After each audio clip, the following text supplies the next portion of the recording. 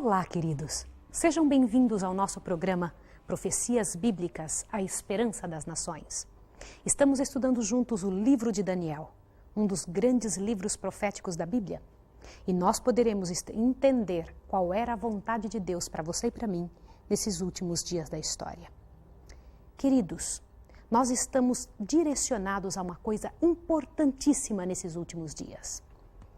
E esta é compreender, entender qual é a vontade de Deus para mim e para você. Sabe, no universo de amor do Deus eterno, naquilo que Ele planejou, você é o centro desse amor. A sua vida é o centro desse amor. Tudo que Deus fez, tentou, programou, está direcionado à sua vitória, à sua vida, à sua maneira de viver. Portanto, eu gostaria de orar com você agora para que você pudesse compreender essa verdade de forma clara e correta. Vamos orar juntos agora? Eu quero orar com você pedindo a presença do Espírito Santo antes de abrirmos a palavra de Deus. Vamos orar? Misericordioso Deus e Pai, em nome do Senhor Jesus, eu quero te pedir que seja conosco aqui agora. Seja com essa pessoa querida que está estudando conosco, Senhor. Abençoa-nos, dá-nos o Teu Santo Espírito para entendermos. Concede-nos a graça de compreendermos a Tua vontade e de também Te obedecermos. Em nome do Senhor Jesus, o nosso Salvador e Redentor. Amém, Senhor. Queridos, o que vamos estudar hoje está diretamente ligado, profundamente ligado à nossa redenção. Você vai entender por que as pessoas perguntam umas para as outras: você já recebeu Jesus Cristo? Já aceitou o Senhor Jesus Cristo? Lembra-se da história que estávamos estudando nas últimas 2 lições passadas? Hoje estamos dando continuidade a toda aquela integridade de Deus, a maneira como Deus trabalhou toda a história da humanidade, a história dele mesmo. Aliás, eu quero lembrar você um detalhe. Você sabia que o seu nome está sendo escrito nos livros do céu? Você sabia que a sua história, por detalhes, está sendo escrita?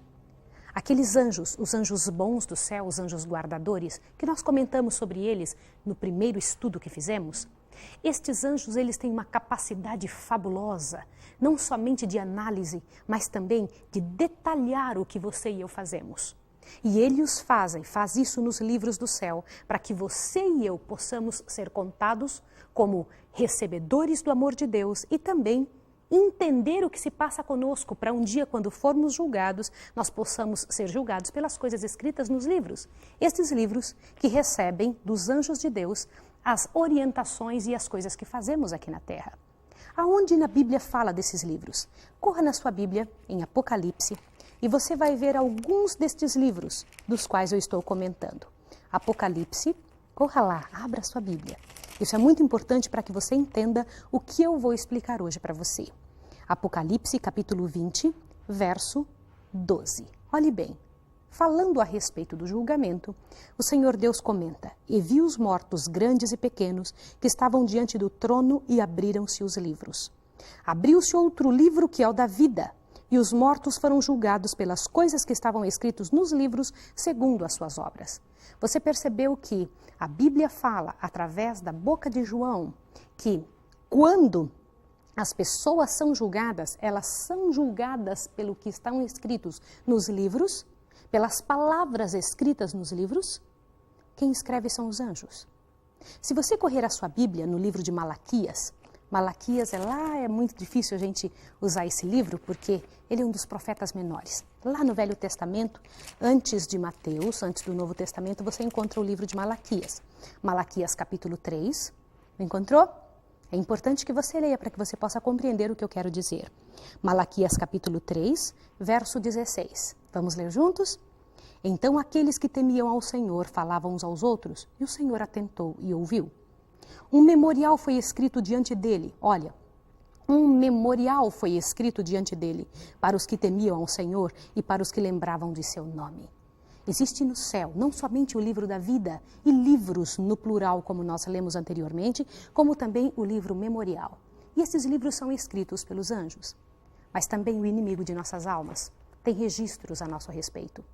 Assim como os anjos usam os registros do céu, que são escritos no céu, para nos defenderem, também o inimigo usa os escritos para nos acusar. Ele é o acusador dos irmãos, como diz em Apocalipse, e eu faço questão de ler para você. Ele é o acusador. Ele faz o possível para que nós, você e eu, possamos ser tidos como transgressores perante aos olhos de Deus. Vamos ler juntos isso. Olha o que está escrito aqui na Bíblia. Diz o seguinte: Então ouvi uma grande voz no céu que dizia: Agora é chegada a salvação e a força e o reino do nosso Deus e o poder do seu Cristo, pois já o acusador de nossos irmãos foi lançado fora, o qual diante do nosso Deus os acusava de dia e de noite. Você percebe? Ele era e é o acusador dos irmãos. Ele acusa a mim e a você. Mas acusa do quê? Qual é a razão pela qual ele se sente no direito de nos acusar? Você precisa entender como todo pecado nessa terra aconteceu a primeira vez. Você já entendeu como o pecado aconteceu no céu? Como foi que lá começou com aquele anjo que se sublevou contra Deus? Aquele que se tornou Satanás, antes era Lúcifer. Agora você precisa compreender como aqui na terra, de que jeito que esse pecado se transladou para a terra. Queridos, quando Deus criou Adão e Eva, esse mundo era perfeito, não havia uma só nota discordante. Tudo era simplesmente como Deus gostaria que fosse. Este mundo era o sonho de Deus. E Adão era a coroa da criação do Senhor. Quando ele olhou, ele disse, e eis que tudo era muito bom. Veja na sua Bíblia, no livro de Gênesis. Abra comigo no livro de Gênesis, para que você possa entender a beleza desta frase. Gênesis, capítulo 1, verso 31. Viu Deus tudo quanto tinha feito, e eis que era muito bom. E houve tarde e manhã, no sexto dia. Mas eu quero que você perceba mais um detalhe ainda na Bíblia, aqui mesmo em Gênesis. Gênesis capítulo 2 agora. Preste atenção à ordem que Deus deu a Adão. Tudo pertencia a ele, mas somente um detalhe o Senhor Deus pediu que ele não fizesse. Olhe bem, Gênesis capítulo 2, verso 15 em diante. O Senhor Deus tomou o homem e o pôs no jardim do Éden para o lavrar e o guardar. Ordenou o Senhor Deus ao homem, dizendo, de toda a árvore do jardim comerás livremente, mas da árvore do conhecimento do bem e do mal, dela não comerás, pois no dia em que dela comerdes, certamente morrerás. Queridos, o salário do pecado é a morte. E Deus disse, haveria de acontecer exatamente assim. Mas algumas pessoas pensam que essa história do pecado, da árvore que Adão e Eva tomaram posse e comeram, é simplesmente uma lenda. Não é dessa forma. Lembre-se que Adão e Eva eram donos completos de todo este planeta. Eles eram donos de tudo que existia aqui. Tudo pertencia a eles. Nada Deus havia negado ao casal. Agora percebam um detalhe. Um dia, quando Jesus veio conversar com eles, e Jesus sempre vinha na viração do dia, ou seja, na hora do pôr do sol, porque, aliás, eu preciso lhe dizer um detalhe. O relógio de Deus é diferente do nosso. Para nós seres humanos, mudamos um pouco as coisas, começa um dia à meia-noite e termina na meia-noite do dia seguinte, 24 horas depois. Mas para Deus não é assim. Um dia começa no pôr do sol e termina 24 horas depois, no seguinte pôr do sol. É dessa forma que Deus fez e permanece até hoje. Lembre-se, Deus não muda. Na viração do dia, o próprio Jesus Cristo vinha conversar todos os dias com Adão e Eva. E então, ao conversar com eles, havia dito, vocês são felizes aqui? Imagine essa conversa. Eu sempre imagino uma conversa desse tipo. E Adão e Eva muito felizes no mundo onde não havia nenhum tipo de pecado. Então, eu sou muito feliz contigo, Pai. Porque Jesus era o pai deles, lembra disso? Não somente irmão mais velho, mas também o criador deles. Então ele disse, o Senhor Jesus, você sabia que tem um anjo? Um anjo que se revoltou contra nós no céu, que não gosta de estar conosco? Eu imagino Adão dizendo, como pai, como é possível algo assim? Um anjo bravo, magoado com o Senhor, que é tão bom. Porque a Bíblia diz lá em 1 João que Deus é amor. Essa é a essência de Deus, é amor. No entanto, o Senhor Jesus disse, ele se revoltou contra mim. Mas este anjo, ele está procurando um local para morar. Um local onde ele possa ficar para sempre. Eu imagino Adão dizendo, não, aqui ele nunca vai vir morar. Porque aqui nós te amamos. E eu quero que todos aqueles que nascerem de mim, junto com minha esposa, amem o Senhor grandemente. O Senhor Jesus disse para ele, você gostaria de provar esse amor para mim? Ele gostaria. Consegue imaginar algo como o Senhor Deus tendo falado para Adão e Eva? Conversado abertamente com Adão e Eva a respeito de detalhes assim? E o Senhor Deus fez com que ele visse todas as árvores do jardim. Veja estas árvores todas, Adão. Tudo te pertence. Existe somente uma que eu quero que você não mexa. Ele falou, como assim? Esta árvore que está aqui. Eu não quero que você toque nela. Eu não quero que você coma dessa fruta e muito menos que toque nesse fruto. Assim você prova que me quer bem. Ele, só isso? Sim, você prova que você me obedece. E Adão e Eva achou aquilo muito simples. Afinal das contas, eles tinham todas as outras árvores do jardim, pertencia a eles o mundo inteiro. No entanto, Adão foi testado em algo muito simples. E aliás, eu quero lhe dizer, meu amigo, minha amiga, que são as coisas simples que modificam nossa vida inteira, que fazem a diferença na nossa história e na história do mundo. Todo longo caminho começa com um pequeno passo. Você começa com uma coisa simples para depois cair num grande precipício. Sempre com uma primeira queda. Assim foi com Adão. Assim é com todos nós. Infelizmente, Adão disse ao pai, eu nunca vou tocar nessa árvore, fique tranquilo. E para Eva o Senhor Jesus disse, nunca se afaste do seu esposo. Fique próxima dele, porque próxima dele fica mais fácil de você nunca pecar. E aliás, existe algo muito sério no céu, e extremamente sério, que Deus, quando diz algo, ele sempre tem razão naquilo que ele fala. Meus queridos, é tão séria essa situação. Faz tanta diferença você entender o que aconteceu. Um dia Eva estava cuidando dos afazeres seus normais, junto com seu esposo no Jardim do Éden, e o trabalho deles era arrumar os caramanchés de flores, de frutos, as coisas bonitas que eles tinham dentro do seu lar. Afinal, o lar deles era o próprio Jardim do Éden, a casa deles era o Jardim do Éden. E ali estava Adão e Eva, seguros, contentes e felizes. Jesus havia dito que o único local onde o inimigo haveria de tentá-los seria no único local onde Deus havia dito não. Neste local não toque. Consegue imaginar uma cena assim? Eu imagino Eva andando e ali, de repente, ela se afastou um pouco do seu marido e ouviu, psiu, ei Eva, ei Eva. Consegue imaginar algo dessa natureza? Eva, então, estava sofrendo as consequências de ter se afastado do seu marido. Eva, como você está bonita hoje. O inimigo começou elogiando a beleza de Eva. E ela começou a pensar, quem tem a liberdade de falar comigo assim, se essa não é a voz do meu esposo? E rapidamente o inimigo, transformado numa serpente, ele usou de mediunidade e usou a serpente como médium dele. Aliás, você precisa compreender o que significa essa história de mediunidade, de onde ela vem. A ação mediúnica, primeira templo mediúnico que houve nessa terra foi dentro do próprio Jardim do Éden.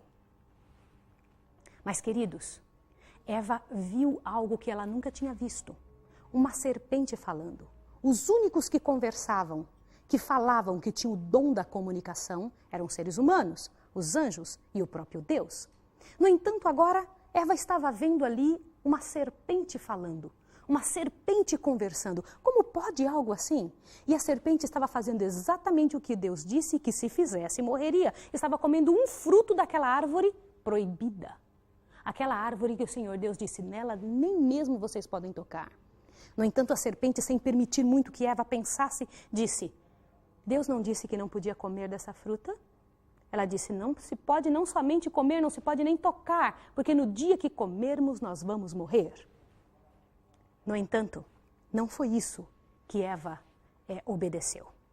Quando Eva viu aquela cena, uma serpente falando, comendo do fruto e não estava morta, não havia acontecido aquilo que o Senhor Deus disse que haveria de acontecer, neste momento, Eva sentiu aquele desejo de conhecer algo proibido. Ela poderia, naquele instante, ter colocado um freio naquela situação. E a Bíblia, em Gênesis, eu faço questão de ler com você, Gênesis capítulo 3, verso 6, diz alguns detalhes interessantes que nós precisamos compreender. Vendo a mulher que a árvore era boa para se comer, agradável aos olhos e árvore desejável para dar entendimento, tomou do seu fruto e comeu, e deu também ao seu marido. Você pode imaginar algo desse sentido, dessa natureza? Ela, quando tocou na árvore para comer, quando ela tocou na fruta e comeu e não morreu, ela pensou, quem sabe Deus me enganou. O inimigo que estava na serpente disse para Eva que é certo que você não morre, tanto que Deus havia dito que ela morreria. O inimigo disse, não, você não morre. Aliás, queridos, eu quero dizer algo para você, muito sério. Tudo que Deus fala, Satanás diz exatamente o contrário. Deus disse, no dia que você comer, você vai morrer. No entanto, o inimigo disse, não, não, você não morre. Deus diz que quando você se separa dele, você morre porque não tem vida própria. O inimigo diz que quando a gente morre, na verdade, a gente não morre. Preste atenção nisso. Isso é coisa muito séria. Isso modifica completamente a nossa história de vida, nossa maneira de entender estes pequenos detalhes que ele coloca no meio da verdade de Deus, tornando a verdade em mentira. Isso faz toda a diferença. E você precisa compreender com clareza estas coisas relacionadas à tua fé, à nossa fé, aquilo que o mundo acredita. Porque esta realmente é a grande luta. A luta cósmica que existe entre o bem e o mal, ela não se processa simplesmente numa situação como uma guerra comum dos outros mundos, das nações. Ela acontece na sua mente. A luta do inimigo é por aquilo que pensamos, por aquilo que acreditamos. Envolve adoração. E você precisa compreender isso. Você precisa entender a seriedade que existe atrás de uma situação como essa. Todos os dias Jesus passava conhecimento para Adão e Eva. Na viração do dia, na hora do pôr do sol, ele vinha e contava o milagre da fotossíntese. Explicava para Eva que dentro dela um dia ela teria como um bercinho a oportunidade de ter outros filhos, de passar o poder de Deus por ela. Mas quando Eva comeu daquele fruto, ela pensou, quando Jesus vier hoje, eu já vou saber antes dele chegar, todas as coisas que ele vai me ensinar. A árvore era desejável para dar entendimento. E quando ela comeu, ela não sentiu nada. Colheu bastante do fruto e correu para levar para Adão. O casal, Adão e Eva, eram cobertos de uma glória especial. Eles eram cobertos de luz. Algumas pessoas pensam que o fato deles terem comido fez com que eles percebessem que estavam nus. Mas o que fez com que eles se sentissem nus não foi a nudez normal que nós estamos acostumados a pensar. É uma nudez relacionada à glória de Deus, relacionada à falta do brilho de Deus sobre eles. No momento em que Adão e Eva pecaram, eles perderam este brilho de Deus. Aonde se encontra que Deus é coberto de luz, que este brilho passa para os seus filhos, assim como aconteceu com Moisés. Você se lembra que quando Moisés desceu do monte com as tábuas, ele tinha o seu rosto brilhando, e brilhando imensamente, porque a glória de Deus estava sobre ele? Agora veja bem, abra sua Bíblia em Salmos. É muito bonito ler a respeito disso, Salmos, capítulo 104. Olha que interessante que você vai ver agora. Salmos, capítulo 104, o verso 1 e 2. Eu vou ler com você. Diz o seguinte: bendize, ó minha alma, ao Senhor. Ó Senhor Deus meu, tu és magnificentíssimo. Estás vestido de glória e de majestade. Veja mais o que diz o versículo 2. Ele se cobre de luz como de um vestido, estende os céus como uma cortina. Este brilho que existe ao redor de Deus, Adão e Eva possuíam um brilho semelhante, cobrindo o seu corpo, mostrando que eles estavam cobertos pela glória de Deus. Quando Eva veio correndo dali, da árvore, da ciência do bem e do mal em direção a Adão, Adão de longe viu que ela estava sem o brilho de Deus, estava nua da glória de Deus. Aliás, queridos, nós devemos nos sentir muito maus, muito, mas muito sofridos, com o coração doído, quando pecamos. Deveria ser essa a natureza da nossa vida. Assim deveria acontecer. Adão e Eva, na hora que eles pecaram, eles perderam esse brilho. Só que há alguma coisa interessante para que você possa compreender a respeito de Adão. Quando Adão pecou, ele não foi enganado como Eva foi. Não. Adão pecou porque ele não queria que sua esposa morresse sozinha. Ele sabia que ela haveria de morrer. Aonde na Bíblia se encontra isso? Eu queria que você abrisse em 1 Timóteo, capítulo 2, verso 14. Abra sua Bíblia em 1 Timóteo e você vai ver que coisa interessante, falando ali a respeito de Adão e de Eva. 1 Timóteo, quando você vê 1 Timóteo, capítulo 2, verso 14, diz o seguinte: E Adão não foi enganado, mas a mulher sendo enganada caiu em pecado. Adão com um coração pesado, mas confiante de que ele haveria de morrer com aquela que ele amava, pegou do fruto e comeu junto. E você sabe o que aconteceu? Tornaram-se os dois pecadores. Jesus, na viração do dia, veio e entrou no jardim. Quando chamou, disse: Adão, onde você está? Adão, a primeira coisa que fez foi dizer: eu me escondi, porque estava nu, eu me escondi. Agora veja que coisa interessante. Adão antes fruía de uma felicidade muito grande. Vivia contente, feliz ali dentro daquele local. No momento em que ele pecou, a primeira coisa que ele sentiu foi vergonha, o desejo de correr de Deus e esconder-se, e ele tampou o corpo dele tentando enganar Deus para que Deus não visse que ele estava sem o brilho, aquele brilho que cobria o seu corpo. E a mesma coisa ele fez com sua esposa, e como se não adiantasse, ele correu atrás de uma árvore para que ele pudesse se esconder de Deus. Quem te fez saber que estavas nu? Comeste da árvore que te ordenei que não comesse? E Adão então disse: a mulher que tu me destes me enganou e eu comi. O Senhor Deus pergunta para a mulher, ela diz: a serpente me enganou e eu comi. Ninguém aceita a culpa para si. E o Senhor Deus não pergunta nada para a serpente, porque a serpente não fala. O que foi que você fez?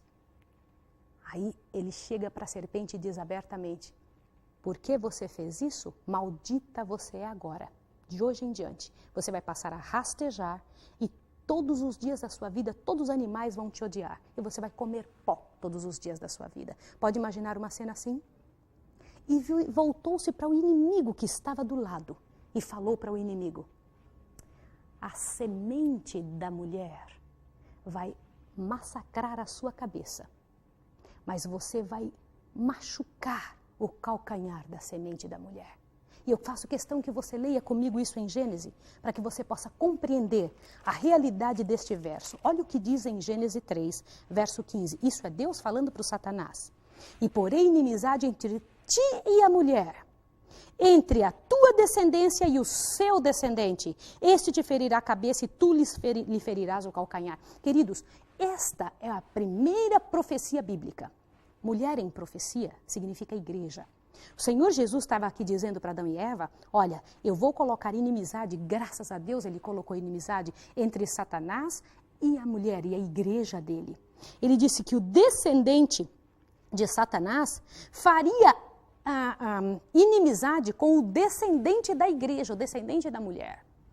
Olha, e que o descendente da mulher venceria o próprio Satanás. O descendente da mulher é Cristo, é o Senhor Jesus Cristo. Ele é o nosso representante no céu. E isso enche o nosso coração. E você precisa entender essa verdade grandiosa, que Jesus é o centro da nossa vitória. Quando disse isso, Satanás se assustou. Como é que pode que Jesus um dia disse que vai se tornar descendente da mulher? Jesus estava explicando que ele haveria de nascer de uma mulher, da barriga de uma mulher. É tão sério pensar nisso, que um Deus se entrega em favor do ser humano. Queridos, abram as suas Bíblias em São João, lá no Novo Testamento. Veja o que Deus diz naquele verso que todos nós conhecemos tão bem. São João 3, olha que coisa interessante. É isso mesmo, verso 16. Diz o seguinte: porque Deus amou o mundo de tal maneira que deu seu Filho unigênito para que todo aquele que nele crê não pereça, mas tenha a vida eterna. Meus queridos, Jesus, naquele dia, lá no Jardim do Éden, pegou a morte que era de Adão, tomou para si, e pegou a vida que estava nele, que ele tinha direito porque nunca pecou, e entregou para Adão. Naquele dia, Adão teve que decidir aceitar a Jesus como seu salvador pessoal ou morrer a morte que Jesus disse que ele haveria de morrer. Adão aceitou viver, aceitou receber essa vida que Jesus estava entregando para ele. E você? Você já aceitou Jesus Cristo como seu Salvador? Já ofereceu a sua vida? Já entendeu o sacrifício que Jesus fez, deixando de ser Deus, para oferecer-se por você e por mim? Deus tem um plano de amor na sua vida, um plano grandioso para a sua história, um plano que somente Ele sabe fazer bem, sabe resolver bem. O dia é agora, não é amanhã, não é no próximo programa, é agora de você parar para pensar no que você tem feito, o quanto você tem trabalhado a sua própria história pessoal e quanto você tem permitido que Jesus faça parte dela. Jesus, aquele Salvador, o meu Salvador, o seu Salvador, espera a sua decisão tal qual ele pediu a decisão de Adão. Se aceitava ele como Salvador pessoal ou se preferia morrer. Senhor Deus tem um plano para você. Eu quero orar com você agora. Quero pedir a Deus que te dê a força que já deu para tantos outros vitoriosos no passado, que tomaram posse da vitória de Jesus e fizeram da sua história uma história diferente. Vamos orar juntos agora? Eu quero orar com você. Quero pedir a Deus que abençoe a sua vida e a sua decisão. Vamos orar? Misericordioso Deus e Pai, bendito seja o teu nome por enviar Jesus Cristo no momento mais crítico da história desta terra. Muito obrigado por resolver o problema do pecado, Senhor. Nós aceitamos Jesus. Queremos Jesus conosco, Senhor, para sempre. E te imploramos em nome de Jesus Cristo, que por tua graça e por seu amor, venhamos a estar em pé um dia quando Jesus Cristo vier nos resgatar deste mundo do pecado. Em nome de Jesus. Amém. Amém. Até a próxima vez.